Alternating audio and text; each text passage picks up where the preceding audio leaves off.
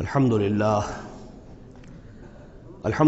وکفی والصلاة والسلام علی عباده الذین اصطفی، خصوصاً علی افضلہم وخاتم النبیین محمد الامین وعلی آلہ وصحبہ اجمعین۔ اما بعد فقد قال اللہ تبارک وتعالی کما ورد فی سورة الصافات: اعوذ باللہ من الشیطان الرجیم، بسم اللہ الرحمن الرحیم۔ قال قائل منهم انی کان لی قرین یقول ائنک لمن المصدقین اذا متنا وکنا ترابا وعظاما ائنا لمدینون قال هل انتم مطلعون فاطلع فرآہ فی سواء الجحیم قال تاللہ ان کدت لتردین ولولا نعمت ربی لکنت من المحضرین۔ صدق اللہ العظیم۔ رب اشرح لی صدری ویسر لی امری واحلل عقدۃ من لسانی یفقہوا قولی۔ اللہم ربنا الہمنا رشدنا واعذنا من شرور انفسنا۔ اللہم ارنا الحق حقا وارزقنا اتباعہ وارنا الباطل باطلا وارزقنا اجتنابہ۔ اللہم وفقنا لما تحب وترضى۔ اللہم ربنا آنس وحشتنا فی قبورنا وارحمنا بالقرآن العظیم۔ اللہم اجعلہ لنا اماما ونورا وہدى ورحمہ۔ اللہم ذکرنا منہ ما نسینا وعلمنا منہ ما جہلنا وارزقنا تلاوتہ آناء اللیل واطراف النہار واجعلہ لنا حجۃ یا رب العالمین، آمین۔ سورہ صافات کے دوسرے رکوع میں اہل جنت کے ایک مکالمے کا تذکرہ تھا، جس سے یہ اندازہ ہوگا کہ کس قدر سادہ مزاج متواضع وہ لوگ ہوں گے کہ جو اللہ تعالیٰ کے فضل و کرم سے جنت میں داخل ہوں گے۔ قال قائل منہم، ان میں سے ایک کہے گا کہنے والا، انی کان لی قرین، یہ اہل جنت ہیں آپس میں گفتگو کر رہے ہیں، میرا ایک ساتھی تھا، دوست تھا، یقول ائنک لمن المصدقین، مصدقین وہ مجھ سے کہا کرتا تھا کہ تمہیں کیا ہو گیا ہے، تم رسول کی تصدیق کر رہے ہو، کتنی بے تکی بات ہے، اور تم تصدیق کر رہے ہو محمد کی صلی اللہ علیہ وسلم۔ اذا متنا وکنا ترابا وعظاما ائنا لمدینون، کیا جب ہم مر جائیں گے اور ہم ہو جائیں گے مٹی اور ہڈیاں، ہڈیاں بھی گڑی سلی ہوں گی اور سڑی گلی ہوں گی، اور یہ کہ مٹی باقی جسم تو مٹی بن چکا ہوگا، تو کیا پھر ہمیں کوئی جزا ملے گی، بدلہ ملے گا؟ قال هل انتم مطلعون، تو کہے گا وہ کوئی کہنے والا کہ کیا تم لوگ دیکھنا چاہتے ہو، جھانک کر دیکھو گے تمہارا وہ دوست جو تمہیں گمراہ کرنے کی کوشش کرتا تھا وہ کہاں ہے، کس حال میں ہے، دیکھنا چاہو گے؟ یعنی اہل جنت کے لیے یہ اہتمام بھی کیا جائے گا۔ فاطلع، تو وہ جھانک کر دیکھے گا، فرآہ فی سواء الجحیم، تو دیکھے گا اس کو جہنم کے، دوزخ کے گویا کہ بیچوں بیچ اس کی تہہ میں۔ قال، وہ کہے گا، تاللہ ان کدت لتردین، خدا کی قسم تم تو قریب تھے کہ مجھے بھی برباد کرتے، مجھے بھی گراتے یہاں، یعنی یہ تو اللہ کا بڑا فضل ہوا کہ میں نے تمہاری باتوں پر زیادہ دھیان نہیں دیا، اور جو بات میرے دل کو لگ گئی تھی، جو بات مجھے بھلی لگی تھی، جس کی گواہی میری قلب کی گہرائیوں سے برآمد ہوئی، میرے دل نے جس کو حق جانا میں نے اسے قبول کیا، ورنہ یہ کہ تم تو تلے ہوئے تھے کہ جس طرح تم تباہ ہوئے ہو اسی طرح مجھے بھی اس جہنم کے گڑھے میں اپنے ساتھ لے کر گرتے۔ ولولا نعمت ربی لکنت من المحضرین، اور اگر میرے رب کی نعمت مجھ پر نہ ہوتی، احسان نہ ہوتا، انعام نہ ہوتا، یہ تو اللہ کا فضل ہے میرے پروردگار کا، تو میں بھی ہو جاتا انہی لوگوں میں سے جو یہاں پکڑے ہوئے آئے ہیں گرفتار ہو کر اور اس جہنم کے حوالے کر دیے گئے۔ افما نحن بمیتین، اب یہ آپس میں گفتگو کر رہے ہیں جنت والے، تو کیا اب ہمیں مرنا تو نہیں ہے، کیا اب ہمیں نہیں مرنا ہے، یعنی اب جنت میں آ کر تو ہم یہاں مستقل رہیں گے نا۔ وہ میں کہہ رہا تھا آپ سے کہ کس قدر سادہ مزاج کے لوگ ہوں گے، اور ان کے اندر کوئی تعلی نہیں ہوگی کہ ہم نے تو بڑی محنت سے جنت کمائی ہے، اب تو یہاں ٹھسے سے ہم رہیں گے، اور ہمیشہ ہمیش رہیں گے، ان کے دلوں کی کیفیت اب بھی یہ ہے۔ افما نحن بمیتین الا موتتنا الاولی وما نحن بمعذبین، تو کیا اب ہمیں کوئی موت نہیں آئے گی سوائے اس موت کے کہ جو آ چکی ہے؟ وما نحن بمعذبین، اور اب تو ہم مطمئن ہو جائیں کہ کسی عذاب وغیرہ کا کھٹکا نہیں ہے،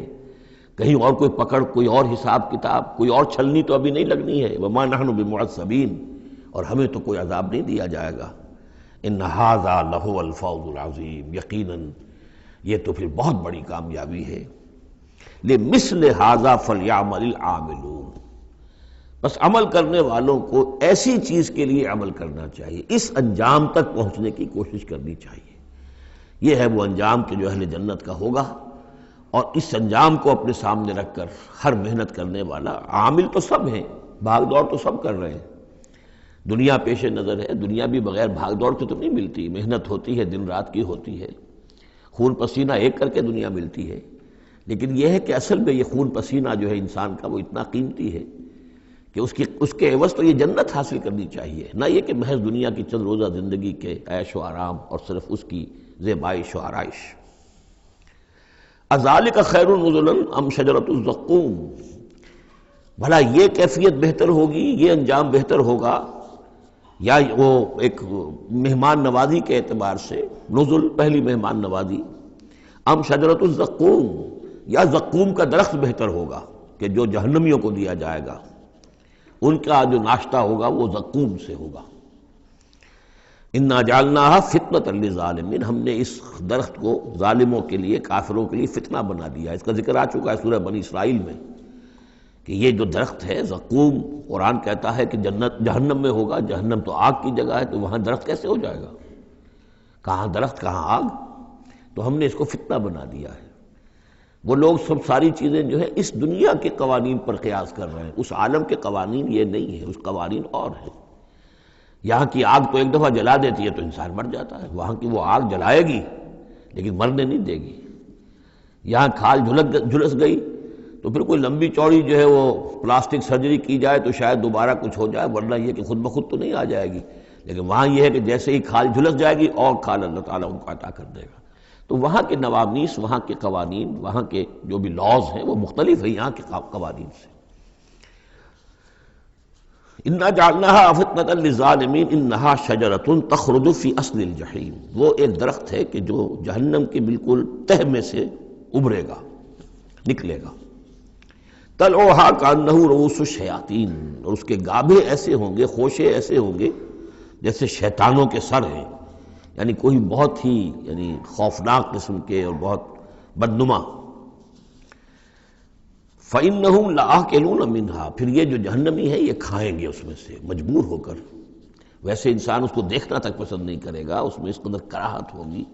لیکن یہ کہ چونکہ بھوک کی شدت ہوگی تو وہ کھائیں گے، منہ ماریں گے اس میں۔ فَمَالِئُونَ مِنْهَا الْبُطُونَ، اور اس سے اپنے پیٹوں کو بھریں گے۔ ثُمَّ إِنَّ لَهُمْ عَلَيْهَا لَشَوْبًا مِّنْ حَمِيمٍ، پھر جب اندر سے وہ کھولے گا اور پیاس کی طلب ہوگی تو پھر انہیں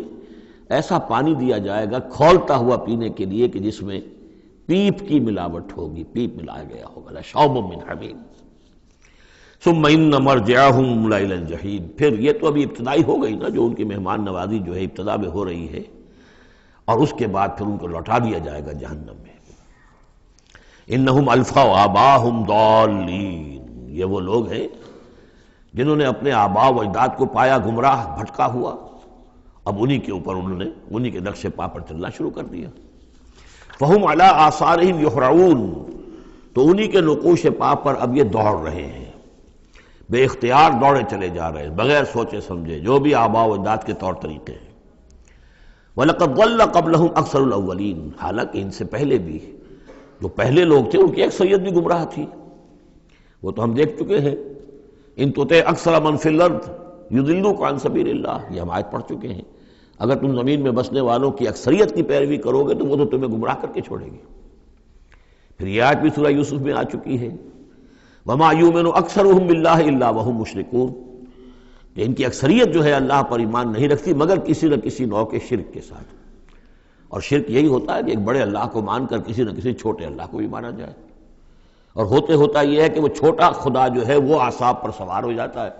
اور بڑا تو کہتے ہیں وراء الورا وراء الورا، وہ تو ہے بیٹھا ہوا ہے، اسے اس دنیا کی فکر بھی نہیں ہے، کوئی چنتا بھی نہیں ہے، کوئی تشویش بھی نہیں ہے، وہ اپنے اندر مگن ہے۔ مشائین کا فلسفہ یہ ہے جو ارسطو کے پیروکار ہیں، اور ہمارے ہاں اکثر جو متکلمین ہیں وہ سب مشائین ہیں، ارسطو کے پیروکار ہیں اکثر متکلمین۔ تو متکلمین کے اس مشائین کا، ارسطو کا فلسفہ یہ ہے کہ اللہ تعالیٰ صرف کلیات کا عالم ہے، جزیات کا نہیں ہے۔ زیادہ اسے اس کائنات کی فکر ہی نہیں، اس نے بس پیدا کر دیا ہے، بس اللہ اللہ خیر صلی اللہ، کچھ قوانین بنا دیے، یہ خود بخود چل رہی ہے، اب اسے اس سے کوئی سروکار نہیں ہے۔ جیسے کہ کوئی کھلاڑی جو ہے وہ فٹ بال کو کک مارتا ہے، اب وہ فٹ بال جا رہی ہے، اب کھلاڑی ادھر کھڑا ہے، فٹ بال جا رہی ہے، اب یہ کھلاڑی چاہے کہ روک لے تو وہ فٹ بال کو روک تو نہیں سکتا، یہ تو جا رہی ہے، وہ تو زمین کی فرکشن ہے، کوئی رکاوٹ ہے، یا اس کی اپنا مومنٹم ختم ہوگا تو پھر یہ ہے کہ وہ رکے گی۔ تو یہ تصورات بھی اللہ کے بارے میں دنیا میں رہے ہیں، اور بڑے بڑے حکماء کے رہے ہیں، فلاسفہ کے رہے ہیں۔ انسان نے جب اپنے پیمانے ہیں ان پر اللہ کو ناپنا چاہا اور تولنا چاہا تو پھر اسی قسم کی حماقتوں میں انسان مبتلا ہوا۔ وَلَقَدْ ضَلَّ قَبْلَهُمْ أَكْثَرُ الْأَوَّلِينَ، ان سے پہلے بھی جو پہلے تھے، پہلوں کی اکثریت بھی تو گمراہوں پر مشتمل تھی۔ وَلَقَدْ أَرْسَلْنَا فِيهِمْ مُنذِرِينَ، ہم نے ان میں بھی اپنے خبردار کرنے والے بھیجے تھے۔ فَانظُرْ كَيْفَ كَانَ عَاقِبَةُ الْمُنذَرِينَ، تو دیکھ لو کیسا انجام ہوا ان کا جن کو خبردار کر دیا گیا تھا۔ قوم نوح کا کیا انجام ہوا، قوم ہود کا، قوم صالح کا، قوم شعیب کا، اور سدوم اور عمورہ کے شہروں کا، تو دیکھ لو کیا کیا انجام ہوا۔ الا عباد اللہ المخلصین، البتہ ان میں سے جو اللہ کے خاص بندے تھے اللہ نے ان کو بچایا۔ وَلَقَدْ نَادَانَا نُوحٌ فَلَنِعْمَ الْمُجِيبُونَ، اور ہمیں پکارا تھا نوح نے تو ہم کیا ہی اچھے ہیں جواب دینے والے اور دعا کے قبول کرنے والے۔ رب انی مغلوب فانتصر، حضرت نوح علیہ السلام نے جب فریاد کی پروردگار میں تو اب مجھے تو انہوں نے دبا لیا ہے، میں مغلوب ہو گیا ہوں، تو اب تو ہی بدلہ لے اور تو ہی مدد فرما۔ تو اللہ کی مدد آ گئی، وَنَجَّيْنَاهُ وَأَهْلَهُ مِنَ الْكَرْبِ الْعَظِيمِ، اور ہم نے اسے اور اس کے گھر والوں کو کرب عظیم سے نجات دے دی۔ اب کرب عظیم کو آپ خود سوچئے کہ ایک تو کرب عظیم ان کی مسلسل 950 برس سے ایک شخص دعوت دے رہا ہو اور لوگ استہزاء کر رہے ہیں اور تمسخر کر رہے ہیں۔ یوں سمجھیے کہ مکے میں تو یوں کہا جا سکتا ہے کہ ابھی 10-12 برس ہی ہوئے ہیں مسلمانوں تمہیں یہ جھیلتے ہوئے، ہمارے اس بندے نے 950 برس تک صبر کیا تھا۔ تو اس کا اندازہ کریں کس قدر کرب میں، کس قدر ضیق میں اس کی جان آئی ہوگی۔ جیسے کہ ہم دیکھتے آ رہے ہیں کہ حضور کی جان جس طرح ضیق میں آ گئی تھی کہ ان کے اوپر گویا کہ لوگ اتمام حجت کر رہے ہیں، دکھائیے کوئی معجزہ، آپ رسول ہونے کا دعویٰ کرتے ہیں تو ایسا ہی معجزہ دکھائیے جیسے موسیٰ نے دکھائے، جیسے عیسیٰ نے دکھائے۔ اور ادھر سے اللہ تعالیٰ کا فیصلہ یہ ہے کہ کوئی ایسا حصی معجزہ ہم نہیں دکھائیں گے۔ تو چکی کے 2 پارٹوں کے درمیان محمد الرسول اللہ صلی اللہ علیہ وسلم آئے ہوئے۔ یہ تو سورہ انعام جو اس کا کلائمیکس ہے اس موضوع کا، اس عنوان کا، وہ پڑھ چکے ہیں۔ کرب عظیم پھر وہ بھی ہے کہ جب وہ بارش آئی ہے اور طوفان آیا ہے تو اب اس وقت بھی تو جو ہلچل مچی ہوگی اس کا آپ اندازہ کیجئے، کیا بھاگ دوڑ ہوئی ہوگی، کہاں کہاں لوگوں نے جان بچانے کی کوشش کی ہوگی۔ یوں ہی تو نہیں ہو گیا کہ بس آنے واحد کے اندر وہ سب کے سب غرق ہو گئے۔ تو کرب عظیم جو اس وقت ہوا ہے، یوں سمجھیے کہ ایک قیامت صغریٰ ہو گئی ہوگی۔ یا ایھا الناس اتقوا ربکم ان زلزلۃ الساعۃ شیء عظیم، تو اس کا کچھ نہ کچھ عکس تو اس وقت ہوا ہوگا۔ تو اس کرب عظیم سے ہم نے ان کو بچا لیا۔ وجعلنا ذریتہ هم الباقین، یہ آیت بہت اہم ہے حکمت قرآنی اور فلسفہ قرآنی کے اعتبار سے۔ اور ہم نے بنا دیا اسی کی اولاد کو باقی رہنے والا۔ اس سے یہ ثابت ہوتا ہے، یہ ایک اسلوب حصر ہے کہ حضرت نوح کے بعد پھر کسی اور شخص کی نسل دنیا میں چلی نہیں۔ یعنی یہ کہ ان کے ساتھ 72 تھے، 80 تھے، کتنے نہیں تھے۔ ایک جگہ قرآن میں یہ بھی آیا ما آمن معہ الا قلیل، سوائے چند لوگوں کو ایمان نہیں لایا۔ اور گمان یہی ہے کہ یا تو حضرت نوح علیہ السلام اور ان کے 3 بیٹے اور ان کے اہل خانہ، اور ممکن ہے کہ ایک بیوی تو پیچھے رہ گئی، غرق ہونے والی تھی، لیکن کوئی اور بیوی ان کی ہو کہ ان کے ساتھ ہو، اور باقی یہ کہ ممکن ہے ان کے جو کچھ ملازم ہوں گے، خادم ہوں گے بس، اور میرا یہ خیال ہے کہ ان پر کوئی ایمان نہیں لایا۔ پھر ظاہر بات ہے وہ خادم وغیرہ جو ہوتے ہیں پھر ان کے ساتھ تو اتنا اہتمام نہیں ہوتا کہ ان کی اولادیں بھی آگے چل سکیں، لہذا جو اولاد چلی ہے وہ صرف حضرت نوح علیہ السلام کے 3 بیٹوں سے۔ گویا کہ نسل انسانی جو ہے اب دنیا میں جتنے انسان ہیں وہ حضرت نوح علیہ السلام کے 3 بیٹوں کی نسل سے ہیں، سام، حام اور یافس۔ اور یہ کہ اسی لیے ان کو آدم ثانی کہا جاتا ہے۔ آدم اول تو حضرت آدم تھے، انہی سے نسل چلی انسانی، لیکن ابھی جو ہے جو میرا اندازہ تقریباً 2000 برس کا ہے، اس 2000 برس کے عرصے میں اسی علاقے میں آبادی ابھی ہوئی ہے، ابھی آبادی اور ادھر ادھر پھیلی نہیں تھی، اور وہی وہ عظیم جو ہے سیلاب آ گیا، سب کے سب غرق ہو گئے، چند لوگ جو بچے ان کے ساتھ، محسوس ہوتا ہے کہ ان کی بھی آگے نسل نہیں چلی، صرف حضرت نوح علیہ السلام کے 3 بیٹوں سے۔ وَجَعَلْنَا ذُرِّيَّتَهُ هُمُ الْبَاقِينَ، یہ جو ہے حصر کا بڑا زوردار جو ہے یہ اسلوب ہے۔ وَتَرَكْنَا عَلَيْهِ فِي الْآخِرِينَ، آخرین، اور ہم نے اسی طریقے پر پھر پچھلوں کو چھوڑ دیا، پچھلوں میں سے کچھ لوگ اسی کے راستے پر چلے، حضرت نوح علیہ السلام کے راستے میں۔ ظاہر بات ہے کہ ان کے تینوں بیٹوں کی اولاد کچھ عرصے تک تو یقیناً بالکل دین حق پر اور دین توحید ہی پر چلی ہوگی، پھر جیسے وقت گزرا پھر شیطان نے ورغلایا اور یہ کہ مختلف قسم کے توہمات میں اور مختلف قسم کے جو شرک ہیں ان کے اندر مبتلا کر دیا۔ سلام علی نوح فی العالمین، سلام ہو نوح پر تمام جہانوں میں۔ انا کذالک نجزی المحسنین، اسی طرح ہم بدلہ دیتے ہیں اپنے محسن بندوں کو، وہ بندہ جو درجہ احسان کو پہنچ گیا ہو، اسلام، ایمان اور پھر سب سے اوپر احسان۔ انہ من عبادنا المؤمنین، یقیناً وہ ہمارے مومن بندوں میں سے تھے۔ ثم اغرقنا الآخرین، اور اس کے بعد ہم نے باقی جتنے بھی تھے ان سب کو غرق کر دیا۔ وَإِنَّ مِن شِيعَتِهِ لَإِبْرَاهِيمَ، اور اسی کی راہ پر چلنے والوں میں، اسی کی جماعت میں سے، اسی کے حزب میں سے ابراہیم تھے، یعنی یہ کہ جو نسل چلی ہے آگے تو حضرت ابراہیم بھی جو اٹھے ان کی حضرت سام کی اولاد میں سے، حضرت سام کی اولاد میں قوم عاد بھی ہے، اسی میں پھر قوم سمود بھی ہے، اور بھی اقوام ہیں سیمیٹک ریسز جتنی بھی ہیں، لیکن یہ کہ شہر ار میں جو موجودہ جو عراق ہے اس کے بہت جنوبی علاقے کے اندر یہ شہر تھا جس کے اب کھنڈرات برآمد ہوئے ہیں، وہاں حضرت نوح علیہ السلام، حضرت ابراہیم علیہ السلام کی پیدائش ہوئی، اور وہ حضرت نوح ہی کے طریقے پر توحید پر چل رہے ہیں۔ اس جا ربہ بقلب سلیم، جبکہ وہ اپنے رب کی طرف متوجہ ہوا قلب سلیم کے ساتھ۔ اب یہاں وہ حکمت سمجھ لیجئے کہ میں نے جو بارہ عرض کیا ہے کہ ایک فطرت سلیمہ اور ایک عقل سلیم، یہ دو چیزیں ہیں، اور فطرت کا تعلق چونکہ روح سے ہے اور روح کا مسکن قلب ہے، تو آپ اسے فطرت سلیمہ کہیں یا اسے قلب سلیم کہیں، وہ ایک ہی بات ہے۔ قلب سلیم اپنی اصل حقیقت پر، اصل جو حیات اس کی ہے اس پر باقی ہو، پرورٹڈ نہ ہوئی ہو اس کی فطرت، اس پر پردے نہ پڑ گئے ہوں، اس کے خد و خال جو ہیں وہ اپنی اصل سلامتی کے ساتھ باقی ہوں، اور پھر اس کو کہتے ہیں صوفیہ سیر الی اللہ، اس جا ربہ بقلب سلیم، جو قلب سلیم ہے وہ اللہ کی طرف آگے بڑھتا ہے، اور عقل سلیم کی روشنی میں وہ پھر پہنچتا ہے توحید تک، اور توحید کے بعد معاد تک، جیسا کہ میں نے کئی مرتبہ عرض کیا کہ سورہ فاتحہ در حقیقت اسی مقام پر کھڑی ہے کہ ایک انسان کے جو قلب سلیم اور عقل سلیم کی رہنمائی میں توحید اور معاد تک پہنچ گیا ہے، اور اب وہ یہ بھی جان گیا ہے کہ اصل طریقہ زندگی گزارنے کا یہی ہے کہ اللہ کی بندگی کی جائے، اس ایک خدا کی بندگی کی جائے۔ اب وہ سوال کرتا ہے میں بندگی کیسے کروں؟ جیسے میں نے آپ کو بتایا مکے میں ایسے لوگ موجود تھے، حضرت سعید ابن زید جو ہیں کہ جو بہنوئی تھے حضرت عمر بن الخطاب کے رضی اللہ تعالیٰ عنہ کے جو والد تھے زید، وہ موحد تھے، اور کعبے کے پردے پکڑ پکڑ کر دعا کیا کرتے تھے کہ اللہ میں صرف تجھے پوجنا چاہتا ہوں، تیری بندگی کرنا چاہتا ہوں، لیکن نہیں جانتا کیسے کروں۔ ظاہر بات ہے، اس لیے اہدنا الصراط المستقیم، یہ ہے اصل میں سورہ فاتحہ کا جو نظم ہے کہ وہاں تک تو پہنچ گئے، الحمدللہ رب العالمین الرحمن الرحیم مالک یوم الدین ایاک نعبد، یہاں تک تو انسان پہنچ گیا، لیکن اب بندگی کیسے کریں؟ ایاک نستعین اہدنا الصراط المستقیم، اس بندگی کے لیے تیری مدد چاہیے، توفیق بھی تیری ہو اور ہدایت بھی تیری جانب سے ہو، دو چیزیں ہمیں ملیں گی تو ہم تیری بندگی کا حق ادا کر سکیں گے۔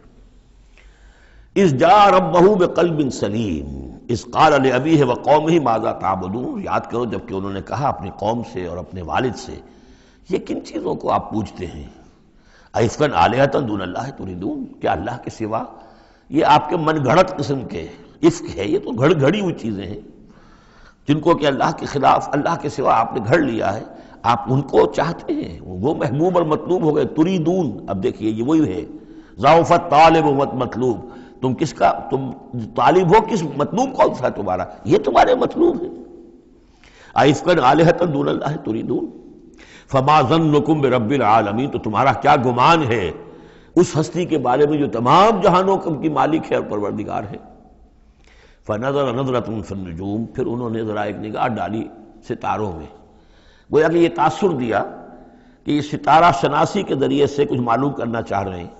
اور پھر کہا فقال انی سقیم، میں تو بیمار ہوں یا بیمار ہونے والا ہوں، میری طبیعت کچھ ٹھیک نہیں ہے، یا یہ کہ مجھے اندیشہ ہے کہ مجھے کوئی بیماری آنے والی ہے۔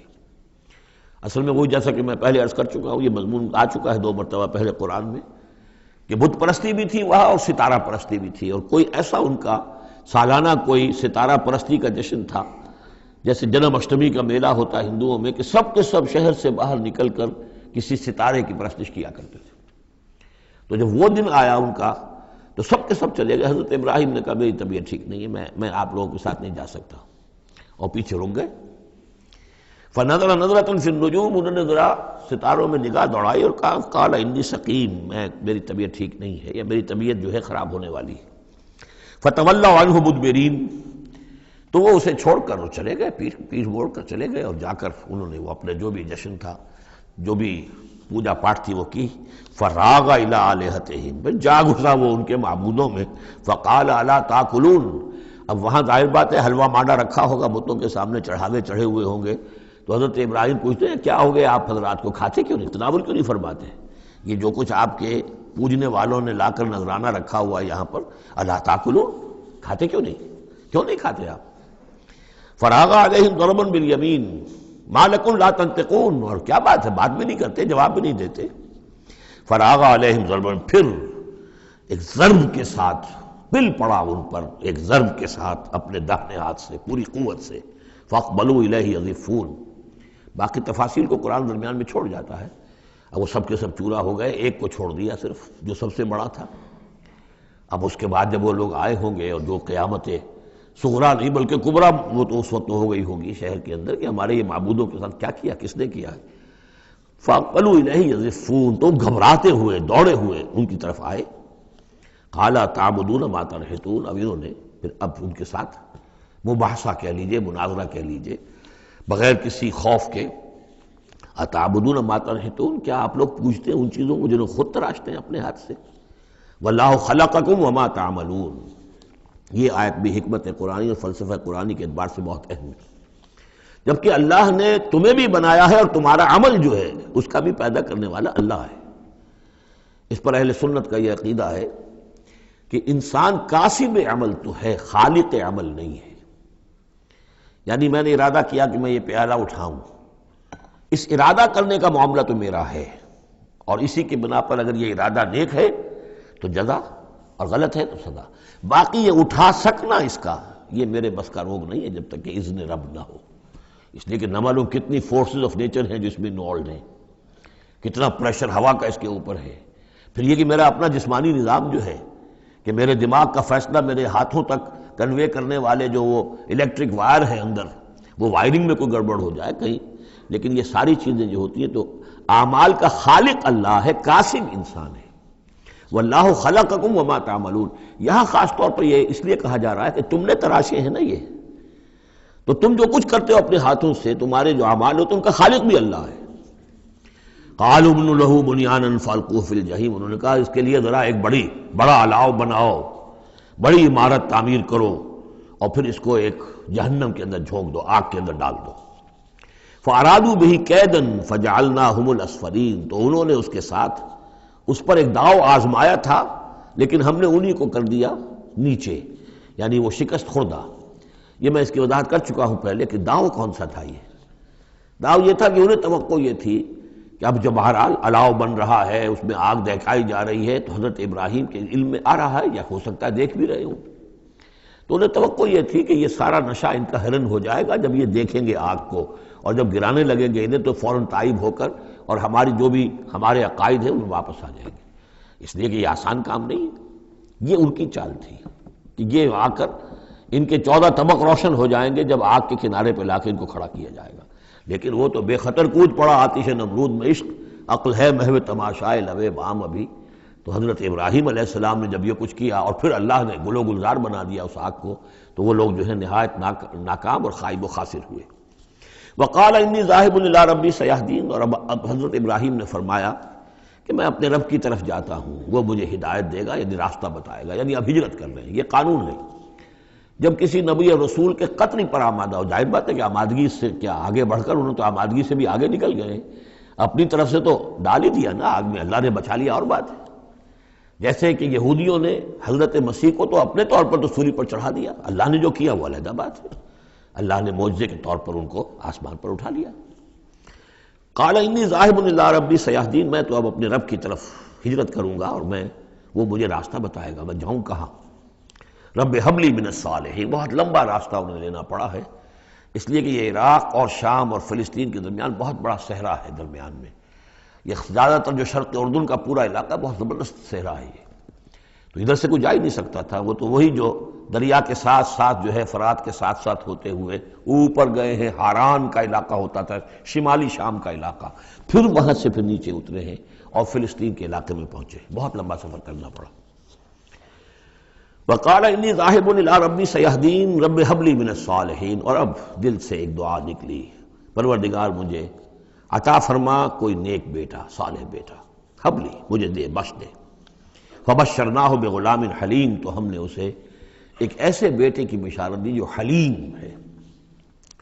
اس لفظ حلیم کے بارے میں ایک بات بہت نوٹ کر لیجئے،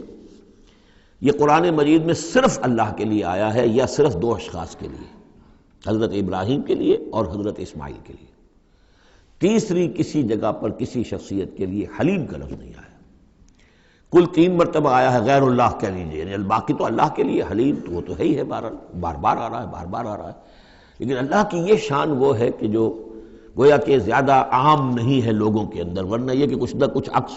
ہر چیز کا اللہ کی صفات کا لوگوں میں ہے، لیکن حلم جس کو کہتے ہیں،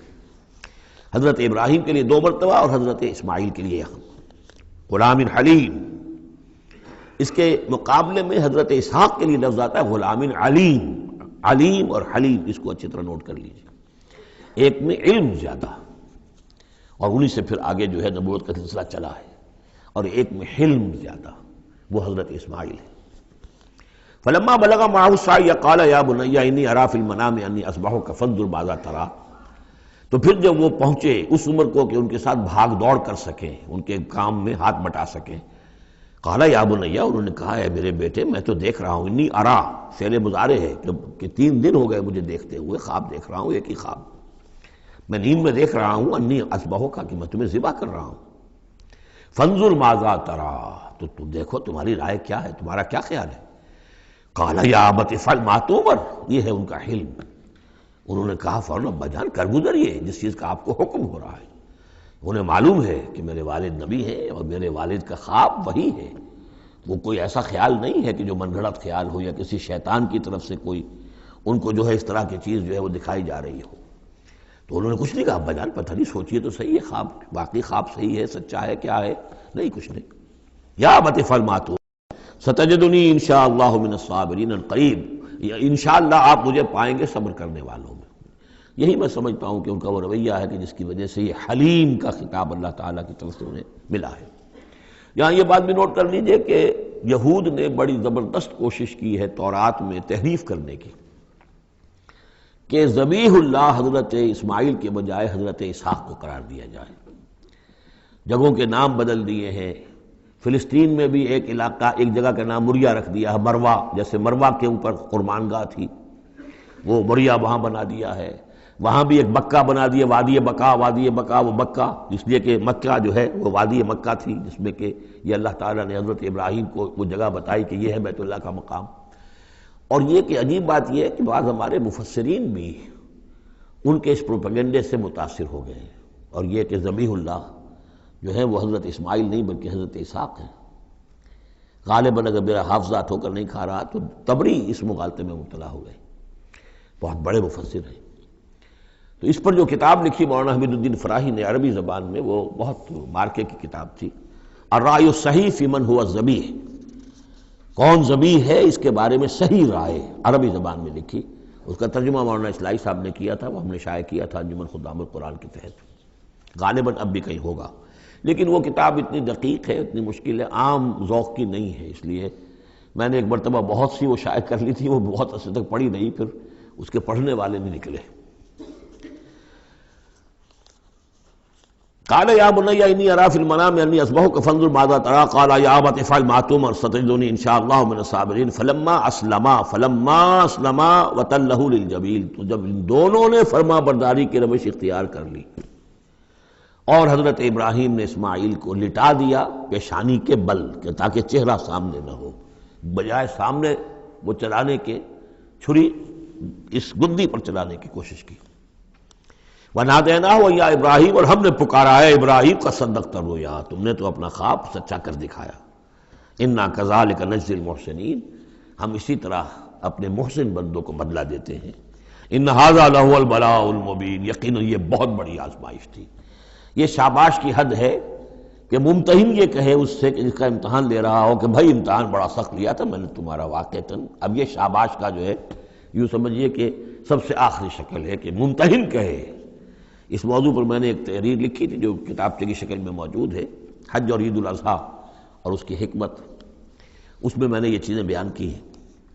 وَفَدَيْنَاهُ بِذِبْحٍ عَظِيمٍ، اور پھر ہم نے اس کی جگہ پر فدیہ ایک ذبح عظیم، جنت کا ایک میڑھا آیا اور اس کی جگہ پر حضرت اسماعیل کی جگہ پر ذبح ہوا،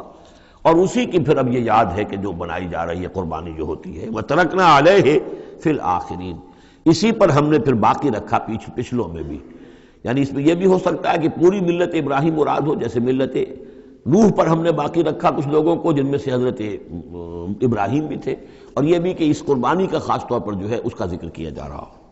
سلام علی ابراہیم، سلام ابراہیم پر، کذالک نجزی المحسنین، اسی طرح ہم بدلہ دیتے ہیں اپنے محسن بندوں کو، انہ من عبادنا المؤمنین، یقیناً وہ ہمارے مومن بندوں میں سے تھے۔ وبشرناہ باسحاق نبیا من الصالحین، اور ہم نے بشارت دی انہیں اسحاق کی کہ جو انبیاء ہی میں کے زمرے میں سے ایک نبی ہوں گے۔ وبارکنا علیہ وعلی اسحاق، اور ہم نے اپنی برکتیں نازل فرمائی ان پر بھی اور اسحاق پر بھی علیہم الصلاۃ والسلام۔ ومن ذریتہما محسن وظالم لنفسہ مبین، اور ان کی اولاد میں سے نسل میں سے بہت نیکوکار بھی نکلے، بہت محسن بھی نکلے، لیکن یہ کہ ظالم لنفسہ مبین، صاف صاف اپنے نفس پر ظلم کرنے والے بھی نکلے، ہر طرح کے لوگ نکلے۔ وَلَقَدْ مَنَنَّا عَلَىٰ مُوسَىٰ وَهَارُونَ، یہ قصص النبیین کے انداز کی صورت ہے جو میں یہ اصطلاحات سے آپ کو واقف کرا چکا ہوں۔ وَلَقَدْ مَنَنَّا عَلَىٰ مُوسَىٰ وَهَارُونَ، اور اسی طرح ہم نے موسیٰ اور ہارون پر بھی احسان فرمایا۔ وَنَجَّيْنَاهُمَا وَقَوْمَهُمَا مِنَ الْكَرْبِ الْعَظِيمِ، اور ہم نے انہیں دونوں کو اور ان کی قوم کو کرب عظیم، اس بڑی کرب سے اور بڑے غم اور اردو سے نجات دلائی، نجات دی۔ وَنَصَرْنَاهُمْ فَكَانُوا هُمُ الْغَالِبِينَ، اور ہم نے ان کی مدد کی پھر وہی غالب ہوئے، یعنی ان کے سامنے ان کا دشمن جو ہے غرق ہوا۔ وَآتَيْنَاهُمُ الْكِتَابَ الْمُسْتَبِينَ، اور ہم نے ان دونوں کو وہ کتاب دی یعنی تورات کے جو بہت ہی واضح ہے، ہر چیز کو واضح کرنے والی۔ وَهَدَيْنَاهُمَ الصِّرَاطَ الْمُسْتَقِيمَ، اور ہم نے دونوں کو راستہ دکھایا، سیدھا راستہ صراط مستقیم کی ہدایت دی۔ وَتَرَكْنَا عَلَيْهِمَا فِي الْآخِرِينَ، اور اسی پر ہم نے باقی رکھا انہی کی ملت پر پچھلوں میں بھی۔ سلام علی موسیٰ وہارون، سلام موسیٰ پر بھی اور ہارون پر بھی۔ انا کذالک نجزی المحسنین انہما من عبادنا المؤمنین وان الیاس لمن المرسلین، اور یقیناً الیاس بھی ہمارے رسولوں میں سے تھے، یہ حضرت ہارون کی نسل میں سے تھے۔ اور بال بک ایک شہر ہے بال کا، بک اصل میں پرانی عبرانی زبان میں شہر کو کہتے تھے، بکہ، تو یہ بکہ جو تھا یہ بک، تو بال بک، بک کا شہر، تو یہ تو یوں سمجھیے کہ اللہ کا گھر، اللہ کا شہر، اور یہ ایک بال کا بھی ایک شہر تھا، بال ان کا بہت بڑا معبود تھا، اور وہ سانڈ کی شکل میں اس کا بت بنتا تھا۔ وَإِنَّ إِلْيَاسَ لَمِنَ الْمُرْسَلِينَ إِذْ قَالَ لِقَوْمِهِ أَلَا تَتَّقُونَ، جبکہ انہوں نے اپنی قوم سے یہ کہا کہ تم تقوی اختیار نہیں کرتے، ڈرتے نہیں ہو۔ أَتَدْعُونَ بَالًا، تم پکارتے ہو بال کو، وَتَذَرُونَ أَحْسَنَ الْخَالِقِينَ، اور جو بہترین خالق ہے اس کو تم نے چھوڑ دیا ہے۔ اللہ ربکم، جو اللہ ہے تمہارا رب ہے، وَرَبَّ آبائکم الأولین، اور تمہارے جو پچھلے آباء و اجداد تھے ان سب کا رب ہے۔ فَكَذَّبُوهُ فَإِنَّهُمْ لَمُحْضَرُونَ، تو انہوں نے اس کو جھٹلا دیا، اور تو وہ سب کے سب جو ہیں وہ پکڑے ہوئے آئیں گے قیامت کے دن، گرفتار ہو کر حاضر کر دیے جائیں گے، محضر ہوں گے۔ الا عباد اللہ المخلصین، سوائے ان میں سے ان اللہ کے نیک بندوں کے کہ جن کو اللہ نے اپنے لیے خالص کر لیا تھا۔ وَتَرَكْنَا عَلَيْهِ فِي الْآخِرِينَ، اور ہم نے اسی پر پھر باقی رکھا پچھلوں میں بھی اسی ملت، اسی طریقے کا ایک تسلسل چلا آ رہا ہے۔ ان هذه امتکم امۃ واحدۃ، یہ بات دو مرتبہ یہ آیت آ چکی ہے۔ سلام علی الیاسین انا کذالک نجزی المحسنین انہ من عبادنا المؤمنین۔ اب یہ جو بار بار آ رہی ہیں آیتیں میں ان کا ترجمہ نہیں کر رہا ہوں، اور بہت سادہ بھی ہیں کہ جن کے ترجمے کی ضرورت نہیں ہے۔ وَإِنَّ لُوطًا لَمِنَ الْمُرْسَلِينَ، اور یقیناً لوط بھی رسولوں میں سے تھے، اِذْ نَجَّيْنَاهُ وَأَهْلَهُ أَجْمَعِينَ، جبکہ ہم نے اسے بھی نجات دی اور ان کے گھر والوں کو بھی، سب کو۔ اصل میں اس کے سب کی تفصیل قرآن مجید سے تو ایسے معلوم ہوتا ہے کہ خاصا بڑا خاندان ہوگا، خاصا بڑا گھرانہ ہوگا، جن میں سے صرف ایک جو ہے عورت، ان کی بیوی جو تھی وہ رہ گئی پیچھے۔ تورات سے یہ معلوم ہوتا ہے کہ ان کی صرف 2 بیٹیاں تھیں اور کوئی خاندان نہیں تھا، بس وہ اپنی 2 بیٹیوں کو لے کر نکلے ہیں، واللہ عالم۔ قرآن کے بیان سے اندازہ جو ہوتا اہل، تو معلوم ہوتا کہ خاندان جو ہے وہ کسی سائزیبل ہوگا، واللہ عالم۔ الا عجوزا فی الغابرین، سوائے ایک بڑھیا کے جو پیچھے رہنے والوں میں تھی۔ ثم دمرنا الاخرین، پھر ہم نے جڑ سے اکھاڑ کر پٹک دیا پچھلوں کو، باقیوں کو۔ وانکم لتمرون علیہم مصبحین، اور تم گزرتے ہی ہو صبح کے وقت ان پر سے، یعنی جہاں ان کے کھنڈرات تھے، جس کے بارے میں ابھی حال ہی میں خبر آئی ہے کہ کچھ برٹش جو ہیں آرکیالوجی وغیرہ سے جن کو دلچسپی ہے اور جو اس کے ماہر ہیں، تحقیق کی ہے کہ وہ ڈیڈ سی کے پانی کی سطح کے نیچے اب آثار تلاش کیے جا چکے ہیں اس سدوم اور عمورہ کے، وہ موجود ہیں، اور تورات اور قرآن دونوں کی پوری توثیق ہو گئی ہے۔ انشاءاللہ اب یہ ساری اب حضرت نوح علیہ السلام کی کشتی بھی، وہ بھی لوگوں کی نگاہوں کے سامنے آ جائے گی، اس لیے کہ قرآن کے انداز سے یہ معلوم ہوتا ہے کہ ایک وقت میں وہ بھی ایک بڑی آیت کی حیثیت سے ظاہر ہوگی، اور یہ کہ یہ ساری چیزیں جو لوگوں کے سامنے ایک ثبوت کے طور پر آتی چلی جائیں گی، یہ ساری تاریخ جو قرآن بیان کر رہا ہے اور تورات نے بیان کی صحیح ہے۔ وَإِنَّكُمْ لَتَمُرُّونَ، تم گزرتے ہو، جب تمہارے قافلے جاتے ہیں تو وہاں سے گزر کر جاتے ہو، تم صبح کے وقت بھی اور باللیل، کبھی رات کے وقت بھی۔ افلا تعقلون، تو کیا تم عقل سے کام نہیں لیتے؟ وَإِنَّ يُونُسَ لَمِنَ الْمُرْسَلِينَ، اور یونس بھی اسی طرح اللہ کے رسولوں میں سے تھے۔ اِذْ أَبَقَ إِلَى الْفُلْكِ الْمَشْحُونِ، جبکہ وہ بھاگ کر پہنچا اس کشتی میں کہ جو پہلے ہی سے لدی ہوئی تھی، اس کو چونکہ اپنی قوم کو چھوڑ کر غصے میں بھرے ہوئے، ذهب مغاضبا، یہ ہم پڑھ چکے ہیں، یعنی اپنے قوم کے انکار اور کفر کی وجہ سے اتنا انہیں طیش آیا، اتنا غصہ ہوا، غضبناک ہو کر، بس یہ غلطی ہوئی کہ انہیں انتظار کرنا چاہیے تھا کہ اللہ تعالیٰ کی طرف سے انہیں ایکسپریس پرمیشن ملے، واضح کہ اب ہاں تم اپنی قوم کو چھوڑ کر چلے جاؤ۔ اس کے بغیر رسول اپنی جگہ نہیں چھوڑ سکتا، لیکن یہ کہ وہ اس وقت جو ان کے اندر حمیت حق تھی وہ اتنے جوش میں آئی کہ بس ایک بات کا سہو ہو گیا، خطا ہو گئی۔ اب وہ گئے ہیں چھوڑ کر، تو پھر وہ غالباً وہی دجلہ اور فرات میں سے کسی دریا کے اندر کوئی کشتی ہوگی، اس میں یہ سوار ہو گئے۔ فَسَاهَمَ فَكَانَ مِنَ الْمُدْحَضِينَ، تو اس کشتی کا کوئی ڈولنے لگی، کوئی معلوم ہوا کہ ڈوب جائے گی، تو انہوں نے یہ کہا ان کے اپنے رواج کے مطابق، یا تو یہ کہ وزن کم کرنے کے اعتبار سے سوچا ہوگا کہ ایک آدمی کو تو یہاں سے اترنا ہوگا ورنہ پوری کشتی ڈوب جائے گی۔ روایات میں یہ بھی آتا ہے کہ انہوں نے سمجھا کہ کوئی غلام بھاگا ہوا آیا ہے اور اس کی وجہ سے ہماری یہ کشتی جو ہے یہ اب یہ ڈوبنے کے قریب آ گئی ہے، تو پھر اس قرآن اندازی کی کہ کون ہے وہ، اور قرآن اندازی میں نام حضرت یونس کا نکلا، تو انہوں نے اٹھا کے انہیں اور وہ دریا میں پھینک دیا۔ فساہما، انہوں نے قرآ ڈالا، فکان من المدحضین، تو وہی ہوا جسے دھکیل دیا گیا دریا کے اندر۔ فالتقمہ الحوت، تو اسے نگل لیا مچھلی نے، کوئی ویل ہوگی بڑی مچھلی، اور آج کل تو آپ کو معلوم ہے جس سائز کی ہوتی ہیں۔ وہو ملیم، اور وہ ملامت اللہ کی طرف سے۔ اب ظاہر بات ہے کہ جو بھی خطا ہو جاتی ہے اور جتنی بڑی شخصیت ہوتی ہے اس کے بارے میں ان کی چھوٹی سی خطا کے اوپر بھی اللہ کا جو اظہار ہوتا ہے ناراضگی کا، وہ بہت سخت ہوتا ہے۔ جن کے رتبے ہے سوا، ان کی سوا مشکل ہے ان کے مقامات کے اعتبار سے۔ فلولا انہ کان من المسبحین، تو اگر نہ ہوتے وہ تسبیح کرنے والوں میں سے، لا الہ الا انت سبحانک انی کنت من الظالمین، وہ ہم پڑھ چکے ہیں آیت کریمہ۔ اس کا انہوں نے اس کشتی، اس مچھلی کا معاملہ اللہ نے ایسا خاص بھی رکھا ہوگا کہ کوئی اور ان کو جو ہے وہ ابھی ان کی موت وہاں واقع نہیں ہوئی، اس کے اندر گھٹن کی وجہ سے، اللہ کے اختیار میں سب کچھ ہے، اور وہ وہاں زندہ بھی رہے اور تسبیح کرتے رہے۔ فلبث فی بطنہ الی یوم یبعثون، للبث، تو وہ رہتا، اگر وہ نہ ہوتا مسبحین میں سے، تسبیح نہ کرتا، یہ آیہ کریمہ کا ورد وہاں نہ انہوں نے کیا ہوتا، تو یہ کہ وہ پھر رہتا اسی کشتی، اسی مچھلی کے پیٹ میں، یوم یبعثون، قیامت تک، وہیں سے ان کا بعث بعد الموت ہوتا۔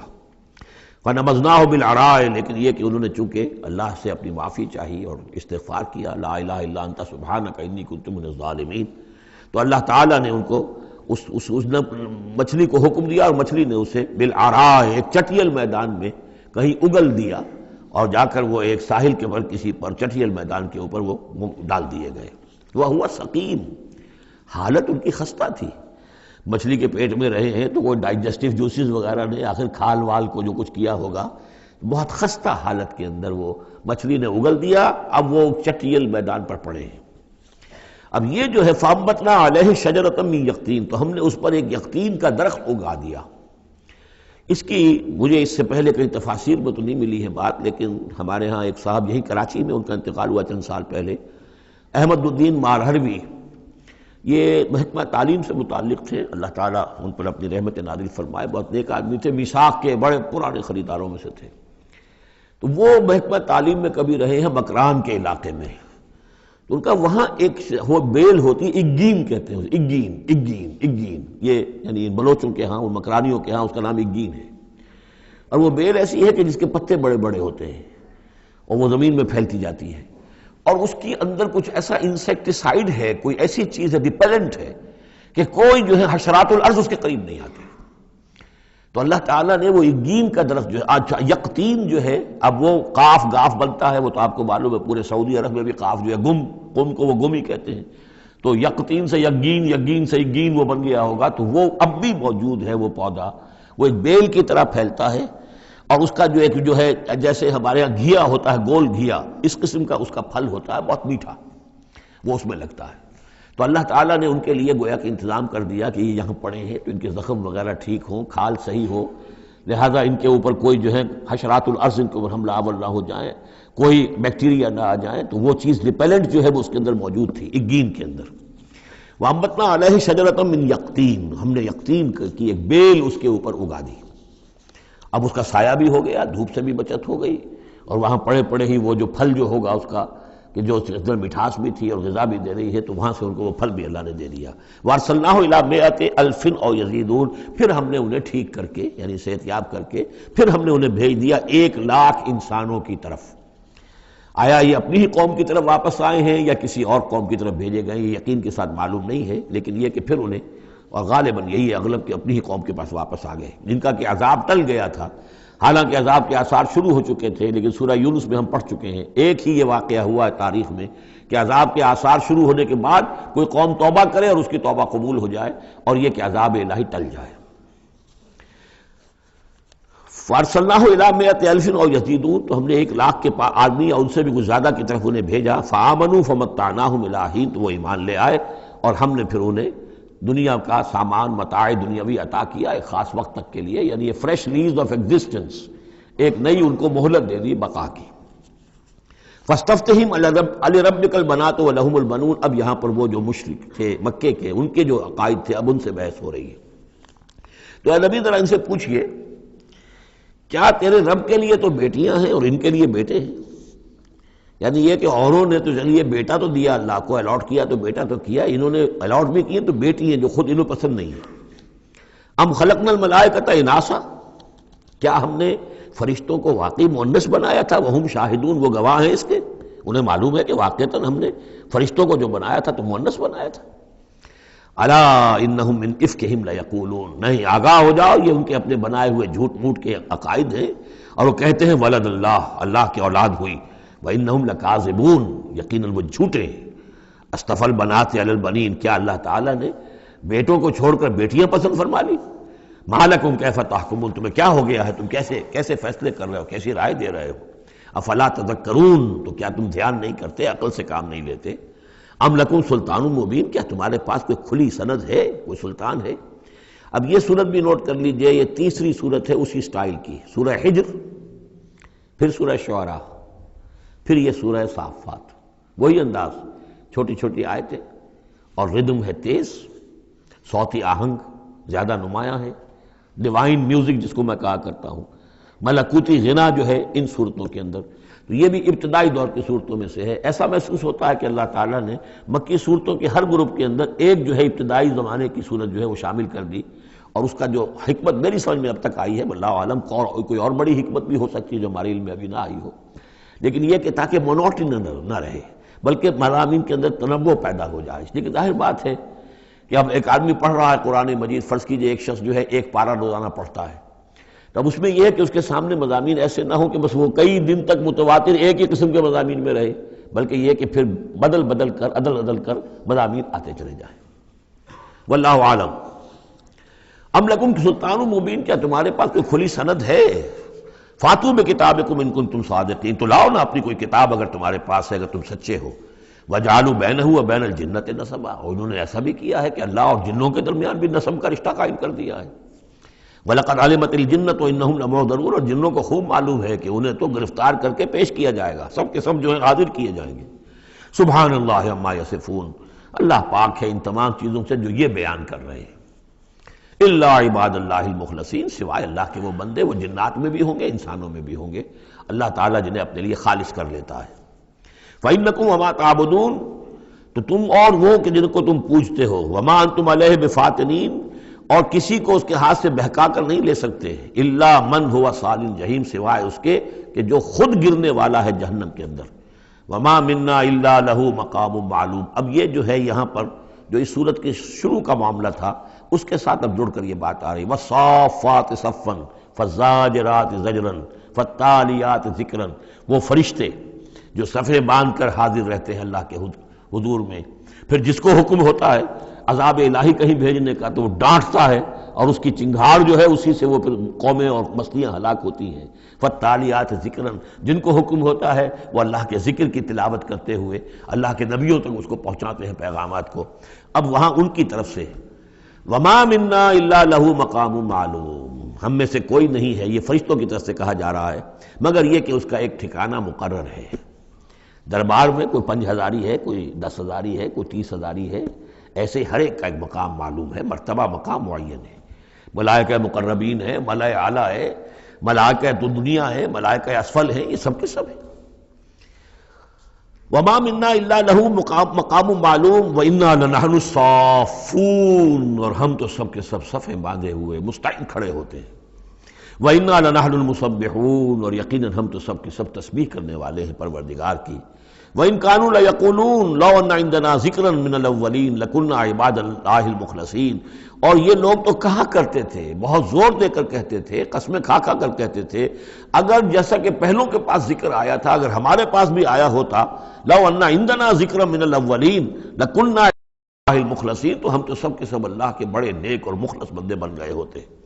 فَكَفَرُوا بِهِ فَسَوْفَ يَعْلَمُونَ، اب جب وہ ذکر آ گیا ہے تو اس سے کفر کر رہے ہیں، اس کا انکار کر رہے ہیں، تو ان قریب یہ جان لیں گے کہ اس کی کیا پاداش ان کو بھگتنی پڑے گی۔ وَلَقَدْ سَبَقَتْ كَلِمَتُنَا لِعِبَادِنَا الْمُرْسَلِينَ، یہ آیات بھی بہت اہم ہے فلسفہ قرآن کے اعتبار سے۔ رسولوں اور نبیوں میں ایک بنیادی فرق یہ ہے، نبی کے لیے لازم نہیں ہے کہ اللہ کی مدد آئے اور اسے غلبہ دیا جائے، نبی قتل بھی ہو سکتے ہیں، حضرت یحییٰ قتل ہو گئے، حضرت زکریا قتل ہو گئے، لیکن رسول کو قتل نہیں کیا جا سکتا، رسول مغلوب نہیں ہوگا۔ جیسے ہی محسوس ہوگا کہ قوم غالب آ رہی ہے، رسول مغلوب ہو رہا ہے، رسول اور اس کے ساتھیوں کو بچا لیا جائے گا اور پوری قوم کو غرق کر دیا جائے گا یا برباد کر دیا جائے گا۔ یہ اللہ کا قاعدہ قانون ہے رسولوں کے بارے میں۔ وَلَقَدْ سَبَقَتْ كَلِمَتُنَا لِعِبَادِنَا الْمُرْسَلِينَ، یہ بات تو ہماری پہلے سے طے شدہ ہے اپنے ان بندوں کے لیے کہ جن کو ہم رسول بنا کر بھیجتے ہیں، عبادنا المرسلین، انہم لہم المنصورون، یقیناً ان کی مدد کی جائے گی۔ اور میں یہ صیغہ جو ہے مستقبل کا بول رہا ہوں، اصل میں تو اب وہ بات ختم ہو چکی محمد الرسول اللہ صلی اللہ علیہ وسلم پر، لیکن ماضی میں یہ اللہ کا قاعدہ اور قانون رہا ہے رسالت کے بعد میں۔ وَإِنَّ جُنْدَنَا لَهُمُ الْغَالِبُونَ، اور یقیناً ہمارا لشکر جو ہے وہی غالب آ کر رہے گا۔ یعنی اللہ کا لشکر کون ہے؟ اللہ کا حزب اللہ کون سی ہے؟ اللہ کا رسول اور اس کے ساتھی اہل ایمان۔ محمد الرسول اللہ والذین معہ، یہ کون تھے؟ یہ حزب اللہ تھے، اپنے وقت کے حزب اللہ یہ ہے۔ اور عیسیٰ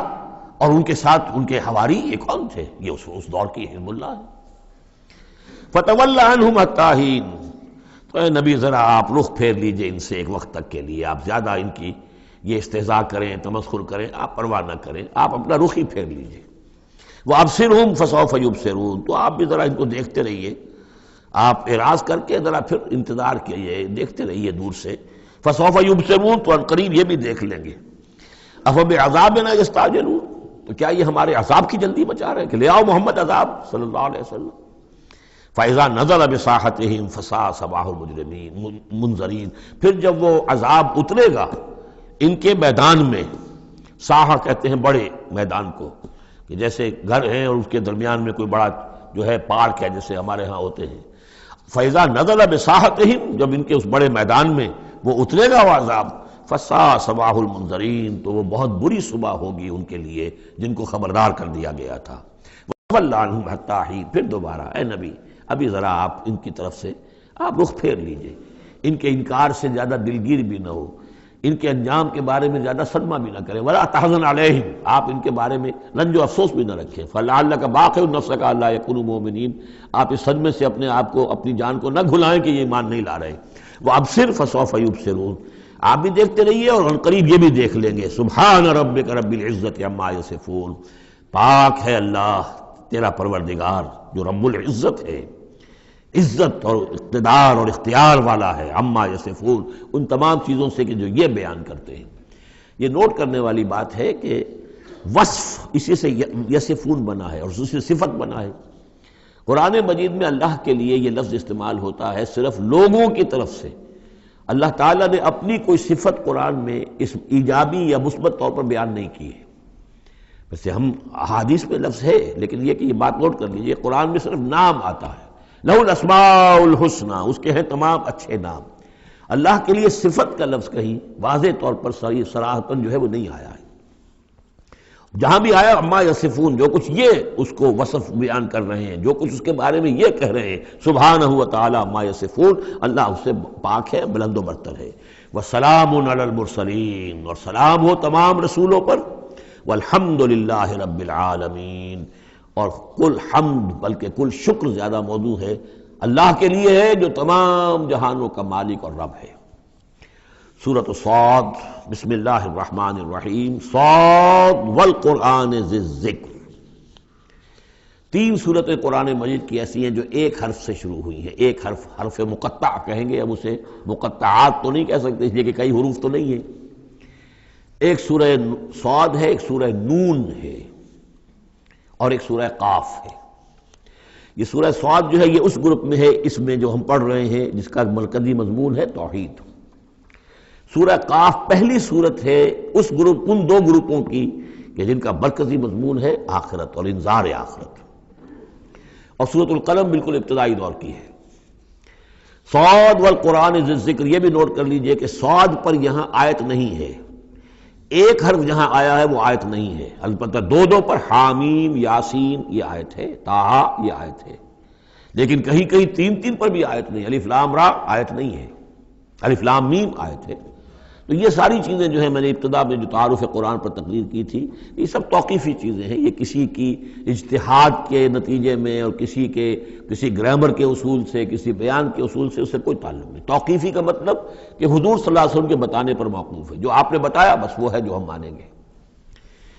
والقرآن ذی الذکر، اور قسم ہے اس قرآن کی جو ذکر والا ہے۔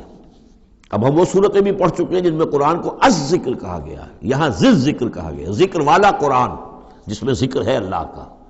فیہ ذکرکم، یہ بھی ہم پڑھ چکے ہیں، لیکن از ذکر انا نحن نزلنا الذکر وانا لہ لحافظون، ہم نے ہی یہ از ذکر نازل کیا ہے، دی ریمائنڈنگ، اور اس کے اندر ریمائنڈنگ ہے، یہ ریمائنڈنگ کا حامل ہے، بات ایک ہی ہے، لیکن یہ کہ اس کے بعد قسم کے بعد مقسم علیہ یہاں نہیں ہے۔ قسم کس چیز پر کھائی؟ قسم ہے اس قرآن کی جو ذکر والا ہے، مقسم علیہ کہاں ہے؟ بل الذین کفروا فی عزۃ و شقاق، یہ تو مقسم علیہ نہیں ہے۔ یہ میں آپ کو بتا چکا ہوں سورہ یاسین میں کہ جو وہاں پر آیا ہے یاسین والقرآن الحکیم انک لمن المرسلین، وہ انک لمن المرسلین، اس قسم کی تمام قسمیں جو قرآن میں آئی ہیں اس کے بعد مقسم علیہ جو ہے وہ سمجھیے کہ وہی ہے کہ قرآن گواہ ہے اس پر، قرآن ثابت کر رہا ہے کہ اے محمد صلی اللہ علیہ وسلم آپ اللہ کے رسول ہیں۔ بل الذین کفروا فی عزۃ و شقاق، لیکن جن لوگوں نے کفر کی روش اختیار کی ہے وہ بڑی جھوٹے غرور کے اندر، جھوٹی انا ان کی ہے، اور آپ کے زندم زندہ میں اور آپ کے مقابلے میں آ کر انہوں نے موقف اختیار کر لیا ہے اپنے غرور اور زندم زندہ میں۔ کم اہلکنا من قبلہم من قرن فنادوا، کتنی ہی ہم نے قوموں کو اس سے پہلے ہلاک کیا ہے، پھر وہ لگے چیخنے چلانے جب عذاب الہی آیا، ولا تحین مناص، حالانکہ پھر وہ وقت گزر چکا تھا کہ جس میں کوئی خلاصی ہو سکتی، یعنی جب موت آتی ہے، موت کے آثار شروع ہو جائیں تو انفرادی توبہ کا دروازہ بند، جب عذاب کے آثار شروع ہو جائیں تو پھر قوم کی توبہ کا فائدہ نہیں، ہاں سوائے قوم یونس، الا قوم یونس، واحد ایک مثال ہے۔ وعجبوا ان جاءهم منذر منهم، اور ان کو بڑا تعجب ہے کہ ان کے پاس آیا ہے خبردار کرنے والا انہی میں سے، وقال الکافرون ھذا ساحر کذاب، اور یہ کافر کہتے ہیں کہ یہ ساحر ہے اور کذاب ہے۔ یہ دیکھ لیجئے، یہ لفظ جو ہے یہ بہت ثقیل لفظ ہے، لیکن یہ قرآن مجید میں آیا ہے۔ اور یہ نوٹ کر لیجئے کہ اصل میں یہ چونکہ میں عرض کر چکا ہوں کہ چوتھے سال کے بعد یہ جو دو گروپ ہیں صورتوں کے، جن میں سے پہلے گروپ کی 8 صورتیں ہم پڑھ چکے ہیں، اور دوسری کی 13 صورتوں میں سے اب ہم آگے آ گئے ہیں، ان میں 4 پڑھ چکے ہیں، سورہ سبا اور فاطر، یاسین اور صافات، 5ویں صورت یہ ہے صاد۔ یہ ہے سن 4 سے سن 8 تک کی بالعموم سوائے صافات کے۔ اس کو آپ نے دیکھا کہ 5 رکوعوں میں 182 آیات ہیں، وہ بالکل وہی انداز ہے، چھوٹی چھوٹی صورتیں، رکوع جو ہے 5 ہیں، 182 آیات ہیں، ایک ایک رکوع کے اندر 53 آیات بھی ہیں، ایک رکوع کے اندر اس سورہ مبارکہ میں۔ بہرحال تو یہ صورت جو ہے اس وقت کی ہے جبکہ وہ جو کشاکش تھی عرب میں وہ شدت اختیار کر چکی تھی، لہذا ان کا اب ان پر جو حملہ حضور پر وہ کر رہے تھے وہ بھی اب شدید ہو چکا تھا۔ ابتدائی دور میں صرف کہا تھا مجنون، معلوم ہوتا ہے کوئی ان کا دماغی توازن ٹھیک نہیں رہا، کسی نے ہمدردانہ بھی کہا کہ معلوم ہوتا ہے کہ کچھ، جیسے ہم بھی کبھی کہتے ہیں کہ کوئی شخص چلہ کشی کرتا تھا، کوئی خشکی چڑھ گئی ہے، کیا ہو گیا ہے، اس طرح کا معاملہ ہو گیا ہے، یہ جایا کرتے تھے، بیٹھتے تھے وہاں غار حرا میں، پتہ نہیں کوئی آسیب آ گیا ہے یا کیا ہوا ہے۔ تو ہمدردی کے انداز میں بھی عتبہ ابن ربیعہ نے ایک مرتبہ کہا کہ بھتیجے میرے بڑے تعلقات ہیں، بڑے عاملوں سے کاہنوں سے میں واقف ہوں، واقعتاً آپ مجھے بتائیے اگر آپ کو اس طرح کا مسئلہ ہے تو میں کسی کاہن کو اور کسی عامل کو بلا کر آپ کا علاج کراؤں۔ تو کچھ ہمدردی بھی تھی، کچھ ویسے استہزاء بھی تھا، کچھ تمسخر بھی تھا، لیکن یہ کہ وہ انداز اور تھا۔ اب جو آ کر انداز ہو گیا، انہیں یہ خطرہ ہو گیا تھا کہ یہ تو بہت شدید ہمارے لیے اب جو صورتحال ہے، یہ تو اب یہ آندھی بن گئی ہے، ہم نے سمجھا تھا مشت غبار ہی ہے، بس یہ ایک ریت کی ایک مٹھی ہے اور کچھ نہیں ہے، یہ تو ایک آندھی بن گئی، جھکڑ بن گیا، لہذا اس کا راستہ روکنا ضروری ہے۔ تو اب ان کا جو حضور پر ذاتی حملہ ہے وہ بھی سخت ہو گیا ہے۔ وقال الکافرون ھذا ساحر کذاب، انہوں نے کہا کہ یہ جادوگر ہے، جھوٹا ہے۔ اجعل الآلہۃ الہا واحدہ، دیکھیے یہ ہے اصل مضمون توحید، ان صورتوں کا جو اصل مرکزی مضمون ہے، کیا اس نے تمام آلہہ کو بس ایک الہ بنا دیا، سارے الہ ختم کر دیے، بس ایک اللہ؟ ان ھذا لشیء عجاب، یہ تو بڑی عجیب بات ہے۔ وانطلق الملأ منهم ان امشوا واصبروا علی آلہتکم ان ھذا لشیء یراد، بڑا نقشہ کھینچ دیا ہے جس کو ورلڈ پکچر کہتے ہیں، کہ ایسا نقشہ ہے جیسے کہ حضور کھڑے ہیں، دعوت دے رہے ہیں، اور کچھ لوگ ہیں، مجمع بھی ہے، کچھ ان کے سردار بھی ہیں، وہ سردار بھی سن رہے ہیں، اور یہ سب سن کر کہتے ہیں وانطلق الملأ، خود بھی چل پڑے وہاں سے، وانطلق الملأ منهم، اور لوگوں سے کہا امشوا، جاؤ جاؤ، کہاں کھڑے ہو، کیوں سن رہے ہو، امشوا جاؤ، واصبروا علی آلہتکم، اور جمے رہو اپنے معبودوں کے اوپر، یہ محمد کے کہنے سے اپنے کسی معبود کو ترک نہ کر دینا۔ وانطلق الملأ منهم ان امشوا واصبروا علی آلہتکم ان ھذا لشیء یراد، یہ تو کوئی خاص مقصد معلوم ہوتا ہے ان کا، ان کی نیت کچھ خراب ہے، یہ کوئی حکومت چاہتے ہیں، شاید کوئی اپنا غلبہ اور اقتدار چاہتے ہیں، یہ بات جو ہے ایسی ویسی نہیں ہے، یقیناً اس کے پیچھے کوئی بڑا مقصد ہے۔ ان ھذا لشیء یراد، جس کا ارادہ کیا گیا ہے، کوئی اسکیم ہے۔ ما سمعنا بھذا فی الملۃ الاخرہ، ہم نے تو ایسی بات سنی نہیں، ہمارا پچھلا چلا آ رہا ہے، ہمارا دین چلا آ رہا ہے، ہماری روایات ہیں، ہمارے آباء و اجداد کی باتیں ہیں جو نسل بعد نسل منتقل ہوئی ہیں، یہ بات جو آج یہ کہہ رہے ہیں وہ ہم نے تو سنی نہیں۔ ان ھذا الا الاختلاف، یہ نہیں ہے مگر گھڑی ہوئی چیز ہے، خلق کی ہوئی چیز ہے، اختلاف باب افتعال خلق سے۔ انزل علیہ ذکر من بیننا، کیا انہی پر یہ ذکر نازل ہونا تھا ہمارے مابین سے؟ کیا ہمارے اندر کوئی اور نہیں تھا؟ بڑے بڑے چودھری تھے، بڑے بڑے سردار تھے، بڑے بڑے سرمایہ دار تھے۔ انزل علیہ ذکر من بیننا بل ہم فی شک من ذکری، اصل بات یہ ہے کہ یہ میرے ذکر کے معاملے میں شک میں پڑ گئے ہیں۔ بل لما یذوقوا عذاب، بس اب تو جب ابھی انہوں نے چونکہ چکھی نہیں ہے میری کوئی مار، اس لیے انہیں شک ہے۔ ام عندہ خزائن رحمت ربک العزیز الوہاب، کیا ان کے اختیار میں ہے تیرے رب کے خزانے؟ اللہ جو العزیز ہے، وہاب ہے، دینے والا ہے، کیا ان کا اختیار تھا کہ وہ ان سے پوچھ کر دیتا کہ رسالت کس کو دوں، نبی کس کو بناؤں؟ کیا ان کے پاس اس کا اختیار ہے؟ ام عندہم خزائن رحمت ربک العزیز الوہاب ام لہم ملک السماوات والارض وما بینہما فلیرتقوا فی الاسباب، تو کیا ان کے پاس ہے بادشاہی آسمانوں اور زمین کی، اور جو ان کے دونوں کے مابین ہے ان سب کی، فلیرتقوا فی الاسباب، تو چاہیے کہ رسیاں تان کر آسمان پر چڑھیں۔ جند ما ہنالک محذوب من الاحزاب، تو جیسے پہلی بہت سی قومیں ہلاک ہوئی ہیں، ایک یہ قوم بھی معلوم ہوتا ہے کہ اب اپنی ہلاکت کو دعوت دینے پر تل گئی ہے۔ بارک اللہ لی ولکم فی القرآن العظیم ونفعنی وإیاکم بالآیات والذکر الحکیم۔